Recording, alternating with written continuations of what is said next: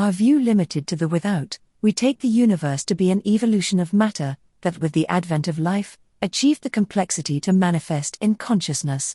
When we incorporate the within into our thinking, we take the universe to be an evolution of consciousness, that at every stage of its becoming, manifested in an evolution of matter.